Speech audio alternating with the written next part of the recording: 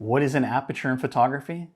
Well, an aperture is the adjustable opening on the inside of your camera lens that controls how much light hits the sensor. But rather than thinking of it just as a setting, let's think of it like a water hose filling a bucket for a moment. Imagine your photo is the bucket and it needs just the right amount of water or light to be filled properly. A very small hose, like a narrow aperture, say f/16, that'll take longer to fill that bucket, meaning the shutter will have to stay open longer as well. A larger hose, like a wide aperture, say f2.8, will fill it much faster, allowing for a much quicker shutter speed. But here's where it gets interesting. That hose size, which is your aperture, doesn't just affect light, it also affects depth of field, how much your photo appears in focus.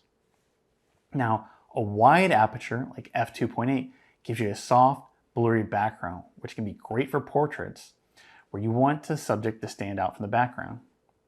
A narrow aperture, like f11 or f16, that'll keep more of the scene sharp, and that's ideal for landscapes, or where you want to keep the subject and background in focus. Now this part can be confusing. The numbers, they're inversely related to size. A smaller f number, like f2.8, means a larger opening, while a f number like f16 means a smaller opening. Now, the aperture is just one part of the exposure triangle. So when you change it, you'll need to adjust either your shutter speed or your ISO to maintain a correct exposure. This exposure is your overall brightness or darkness of your image.